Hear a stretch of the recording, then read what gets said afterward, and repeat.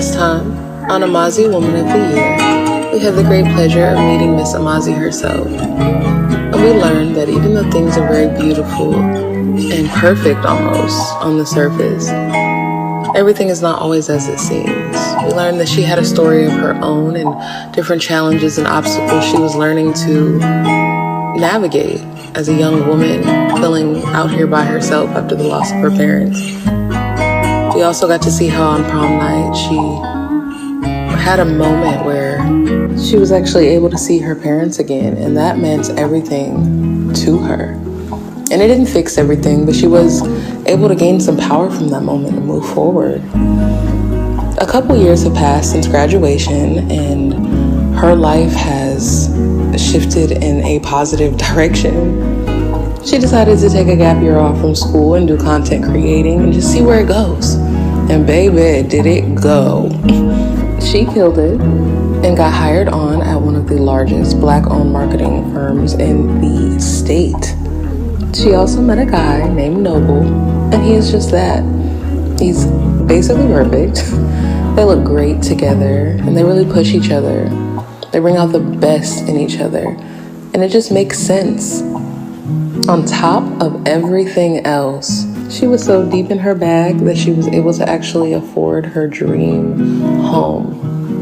She picked out everything specifically just perfect.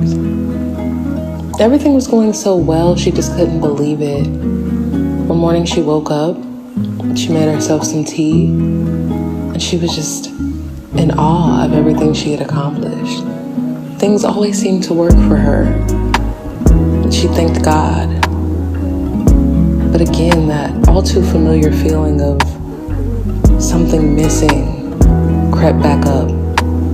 She whispered to herself, if only they were here, I know they'd be proud of me. Taking a deep breath, waiting for her tea to heat up, she says to herself, I hope they're proud of me. I'm trying my best. And all of a sudden, she hears a voice say, we couldn't be any prouder of you, baby girl. Her eyes shoot open. She looks in the reflection of the microwave, and they're back. Her parents are standing right behind her in her kitchen. Learning from last time, she decides not to turn around and look for them. She just stares at them in the reflection of the microwave. She says, are you guys real? Are you here? They say, yeah, baby, we're here. Her mother says, mirror, mirror on the wall, who's the sweetest of them all? You are. Don't you ever feel alone in this world, because anytime you need us, you can go look in the mirror and we'll be right there, looking back at you in the reflection. Amazi, grateful for this moment, also still kind of confused by it. She just takes it in. She doesn't want it to end, even though she knows soon she'll have to brace herself for them to disappear again. She whispers, thank you for coming to see me.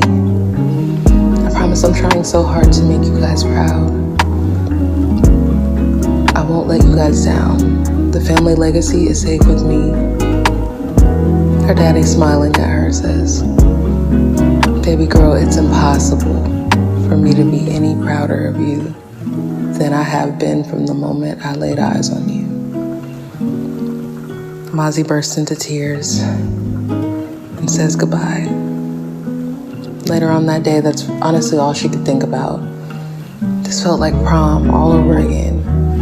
Except for this time, she couldn't stop thinking about something that her mother said.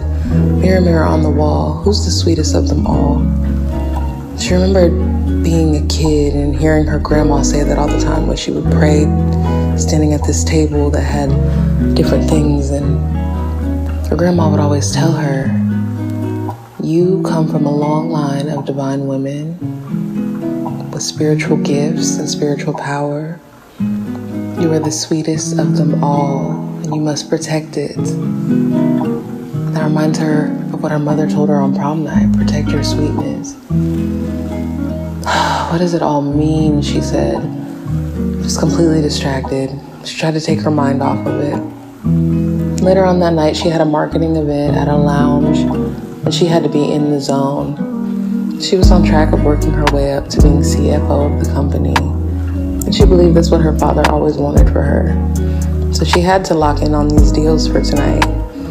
Still deep in her thoughts, she was trying to act normal, when she sees in a distance across the room someone who looks very familiar, sitting in a VIP section with his entourage.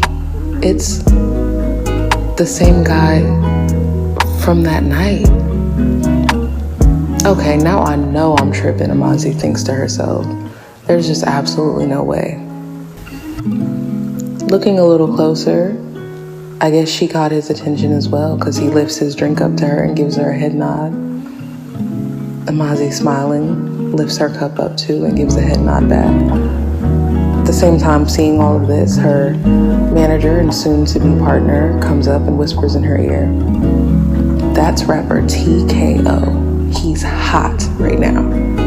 If we could close the deal with him, that would be huge for our firm, and I'm almost guaranteeing that would land you your spot for CFO. I'm gonna walk by and just slide him your card. See if you can work some of that magic." Amazi, thinking to herself, magic is the right word. She couldn't deny that there was something comforting about seeing him here tonight. Even though he was a complete stranger, it always seemed like he showed up whenever she needed him the most, if that made any sense. She smiled at her manager and chuckles and says, "Yeah, you do that. I'll see what I can do." The event finally ends and she goes back home and is like, "So now I believe in ghosts. Do I believe in ghosts?" She starts to Google ghost sightings. She starts to feel goofy. Says to herself, "Let me take a shower and go to bed." Right as she lays down, she gets a call. "I don't know this number." She answers. She hears, "Yo, this is TKO. Can you talk?" Her heart drops. She says, "Yeah, it's kind of late, but yeah, what's up?" He said, "Yeah, manager gave me your card." She said, "Yeah. Oh, I'm assuming you know what we do." He's like, "Yeah, but I'm not calling about marketing." Amazi, confused, but also not, says, "Okay, what are you calling about?" TKO says, "Do you remember me?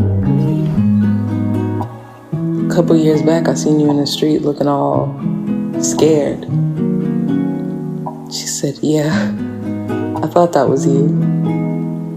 He said, "Yeah, I thought that was you." I'm gonna be honest, I've thought about that night ever so often, so when I seen you tonight, I felt like it was like fate or something.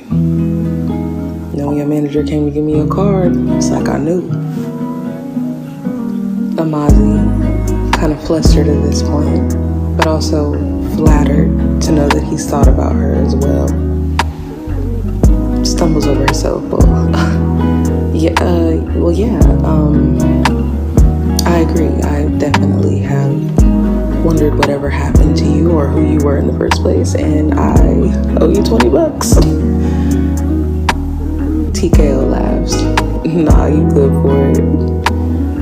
You look like you needed help. I didn't mind." Amazi, fully blushing at this point, tells herself to pull herself together and says, "Well, what is it that I can help you with?" And TKO says, "Well, can you pull up real quick?"